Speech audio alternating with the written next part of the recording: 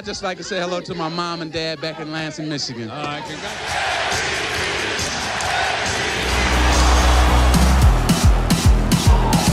Crossover. Curry down the lane. Wow, a spectacular play by Magic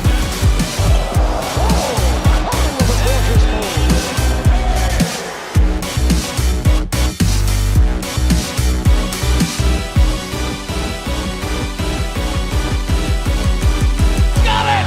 400 threes in the season. Hey, what's up and welcome everybody. You are tuned in to the series Who Wins with your favorite host, Coach Scott.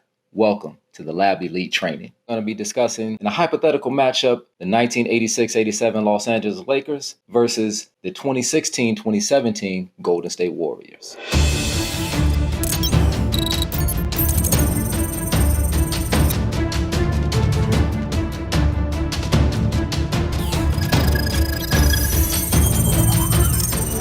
Earvin Magic Johnson. Absolute matchup nightmare for any team because of his size, his handle, his unique ability to make his team better, and his ability to also take over a game when he needed to. I'd guess that the Warriors will probably use a combination of defenders on Magic, starting with Draymond Green to match Magic's size and his strength, then switch it up a little bit with Klay Thompson and Andre Iguodala with their quickness and athleticism and try to slow him down a little bit in transition. Stephen Curry. Another absolute problem for defenders. Everybody knows that he has to be guarded once he steps right into the arena, but also the handle, the quickness, the ability to break defenders down off the dribble is elite. If I were coaching this game for LA, I'd probably start with Byron Scott out on him. Consequently, Steph will probably be guarding Byron on the other end due to size and athleticism. But I'd also mix it up and bring in, Michael Cooper off the bench as his assignment, one of the all-time best perimeter defenders. Kareem Abdul-Jabbar, the captain. No one would stand a chance against Cap defensively. However, the only option that Zaza would have would be being very physical, trying to push Cap off the block. But Cap could also shoot over the top between 12 to 15 feet, and that sky hook had the same range. Defensively, Cap can anchor the paint and help off of Zaza, being that he's not a primary offensive focus. Focus, flawless, New York to Europe. To lands where my feet ain't even touched the soil yet. With a movement, the rap solution. It thumbs so hard, got him worldwide. Kevin Durant is Show me one person in the history of the game who can stop him one-on-one. Now, this Laker lineup could cause him a few issues on the perimeter because they have Magic, James Worthy, and AC Green, who are all capable of guarding multiple positions, perimeter and post. So they could switch on screens, etc., etc. Still, because KD can shoot over the top of most players in the league, handle it, and post, he would be an absolute nightmare, especially because he's surrounded with Steph and Klay. Klay Thompson is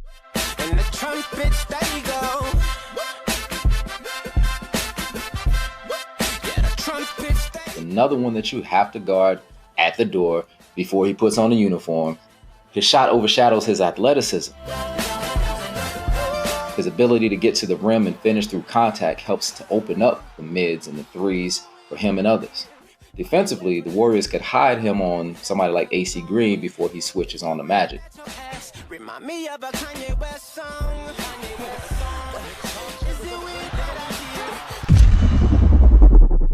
James Worthy is practically unguardable due to his size, his quickness, and his athleticism.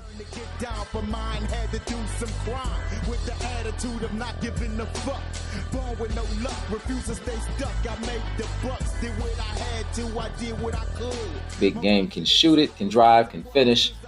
Draymond, Andre Iguodala, Kevin Durant could split time guarding him, but two of them would already have their hands full with guarding Earvin Magic Johnson. And Draymond would also have his hands full by playing spot minutes on Cap. Let's talk about the matchups. If I'm the Golden State Warriors, I'm going to start out with one of my primary guys, Steph Curry, guarding Byron Scott. Byron's a third option on offense pretty much. So, Steph could probably get a little bit of rest on the defensive end if he's guarding Byron Scott. Next up defensively, Klay Thompson. I think, again, I'm going to hide him on AC Green. Again, that allows him to rest a little bit on the defensive end because AC is not a primary focus. The only issue I see is boxing out when AC goes to the offensive glass. Next up, Draymond. Hands full. He's got magic. Enough said. We're going to put KD on James Worthy. I think other than the fact that KD outsizes him by a couple inches, I think the matchup in athleticism and quickness is about the same, even though KD would have the upper hand because of his size. Zaza starting at the center, he's going to have his hands full with Kareem. Trying to push him off the block and be physical with him, make him uncomfortable. It's about all you can do. Defensively, zone to this Laker team. I want to slow them down as much as possible. A little easier to help defensively from a zone, and you can control the paint a little better as well. So that should help keep the Lakers off the offensive glass. We're going to apply some full court pressure. Could be effective sporadically. I'd have Andre Iguodala, and or Matt Barnes pick up Magic full court. And we want to try to force the ball out of Magic's hands and make someone else handle. It should be easier if the Lakers opt to save Magic on D and have him guard Draymond. Magic will already be in the vicinity of Dre, so we're going to throw some doubles at Magic from the blind side when he turns his back and on Kareem on post catches. We're going to force guys like Byron Scott and James Worthy to create and score more than they typically do. For example, I'm doubling off AC Green in the post, especially when Kareem catches. There's 4 centers on the roster for the Warriors that, if nothing more, can be physical, deny the post entries, and hurry to double when Kareem catches. Force that ball to move and hope guys like Byron Scott and Michael Cooper don't catch fire when the ball rotates their way. A primary double team, again, is going to be Magic and Kareem. Offensively, control the glass and get out and try to run. This team excels in running the floor. However, this Laker team gets to the offensive boards pretty well. So if you miss assignments on guys like AC, James Worthy, Kareem, I'm running their perimeter defenders off ball screens, constantly trying to wear them down. Whoever Kareem may be guarding and pulling them away from the rim by using them to set ball screens and then pop and be willing to shoot the mid-range, that could free up the paint for drives. Use Draymond or Andre to screen for Steph because I want that switch often. Steph's quickness and shot range doesn't allow Magic to rest much. So if Steph's primary defender can't get over the screen, the Magic has to switch or leave Steph alone. We want to work to try to slow them down defensively with the zone. But we still want to get out and run, hoping to wear down Kareem. Want to force him to get out and run in transition defensively. Make them chase for 48 minutes. We're going to hit on screens. We're going to send 2 every single time to crash on the boards. Now, team concepts if I'm the Lakers coach. The matchups. I'm going to put Magic on Klay. I'm going to start with Byron Scott on Steph Curry. James is going to be guarding Kevin Durant. AC, I'm going to put you on Draymond Green. And Cap is guarding Zaza. 1 through 4 can switch on screens with limited liabilities. At 6'4", Byron Scott is the shortest player in the lineup, so we'd want to avoid that switch on to Kevin Durant. I think the best bet is to force the ball into Steph's hands and not allow him to get too comfortable playing off the ball. He'll still be effective, but we want to make him handle the ball, run offense, control the team every trip, and force him to have to create off the dribble. It wears him down a little bit. Brings us a little bit closer to victory. She's all the reason. Byron Scott and Coop are both capable of picking him up full court, giving him a little bit of shadow up so he's got to work. We can switch every ball screen except with Cap. If Cap's man screens for Steph or Klay, we'll double the screen and force him to pass. AC Green and James Worthy will split time on Kevin Durant, and both can double KD at times to get the ball out of his hands. There are games when I don't feel like playing or games that I'm hurt that I... Offensively, Showtime's specialty is getting stops and getting out in transition, and this series will be no different. However, in the half court, the post advantage with Kareem has to be a focal point. In addition to his unstoppable shot, Cap is also a great passer from the post, where he can hit guys like Byron Scott and James Worthy cutting to the rim around the three-point line. At 6'9" tall, Magic is also a post threat and an all-time great passer. But he finishes with high efficiency around the rim with the baby skyhook as well. James Worthy from the wings, mid-post, and short corner is one of the quickest 6'9" players ever. The Warriors had 4 players averaging double figures. KD at 28.5. 6 boards. He averaged 6 boards in the conference finals. Durant hands another three-pointer. Down by Iguodala. First offensive rebound. Oh, here comes Durant! Steph coming in at 28.1. Double clutch. Off the rim. Curry has time. 3 seconds. Curry from half court. Running with Iguodala. 2 on 3 by Beverly into Harden. Got it! Got it! Clay at 15. Options there. A pretty look from overhead. And that's a quick hit. And Wilt. Clay at 13. That ball knocked away. Draymond with his 6th steal of the night goes in and jammed it with the right hand. The top scorers were averaging 84.7 points a game. The Lakers, who had 6 players averaging in double figures. James Worthy coming in at 23.6, almost 24 a game. Because they kind of set a tone. And James also, 8, 10, 12 feet off the lane, he could make the jump shot. And so he would look to get out on the fast break. He'd look to pop out off of the down. Magic with 21.8. Scott's got the ball into Magic Johnson. Magic backing in. He's around Brown. He's in deep. Little hook shot of 5 is good. Who's going to get it this time? Magic. Magic in the front court. Scott to the right. He gives it to Scotty. Lay it up and in. The ball to Magic Johnson. Magic in the front court. Magic with a lot of time. Comes in deep. Comes all the way. Score. Foul.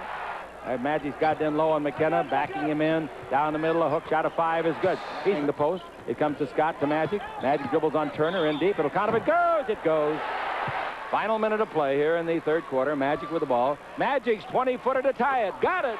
Kareem at 19. Then, of course, starting as center was the captain, Kareem Abdul-Jabbar. At 39 years old, Kareem certainly wasn't anywhere near his prime. His age, Kareem was still very capable of finishing in the fast break, but the majority of his production came in half-court sets with his iconic skyhook shot. Byron Scott at 14.8. Fourth in the backcourt was the underrated 6'3" shooting guard Byron Scott. Scott loved to be on the finishing end of Magic's fast break and had a solid mid-range pull-up jumper. Michael Cooper at 13. He was incredibly tenacious with his on-ball defense and was usually the player who was assigned to contain the opponent's best perimeter score. For his career, Cooper made an astonishing 8 all-defense teams, and his 1987 campaign was even better, as he shot 38.5% from three-point range on 2.8 three-point attempts per game. Got AC Green coming in at almost 12 points a game. But his contribution shouldn't be downplayed, as he was solid defensively in the interior, and he was very reliable at securing the boards. So their top scorers were averaging 103.9 points a game. That's tough. Now, on paper, these two teams are somewhat evenly matched. The Lakers score more, but the Warriors give up less. The Warriors make more from 3. The Lakers get to the free throw line more and make more per game. Rebounding for both teams is about even. The assists and turnovers are super close. Blocks and steals are just about a wash. I'm going to give a slight edge to the 86-87 Lakers, taking this matchup 4-3. I think there's no answers for Magic and Kareem on the Warriors. Kareem probably sees an increase in his averages from 19 to 25 or more this series, simply off of more touches in the half court and exploiting the mismatches. Magic would also see a rise in the scoring and also rebounding due to the matchups and forcing Golden State to switch, then punishing them, in the post. Big Game James is going to get his 20. The X factor for me in this series, though, I think would be Byron Scott. I think he sees an increase in scoring as well due to spacing and playing off of doubles. Hey everybody, I hope you enjoyed that first episode of Who Wins. Fascinating to me to see 2 of my favorite teams of all time being able to kind of analyze the matchup head to head. Fascinating stuff to me. Hope you enjoyed it. Please, in the comments below, tell me what you think. If you disagree, cool. If you agree, great. But hey, don't forget to hit that like. Don't forget to subscribe. Don't forget to tell all your friends and family about it. And let's go on this ride together. I got much more content coming with Control the Controllable, with the Who Wins series, with training videos. Appreciate you guys. Peace. Thank you. Kareem Abdul-Jabbar, at the age of 40, you're still collecting championships. Kareem, this one has to feel about as sweet as any of the others. Oh, it's a nice one. It's we worked real hard for it, and I think the most significant part of it is that at the beginning of the season, nobody picked us to even finish first in our division. And here we are with the World Championship. I'm really proud of this team.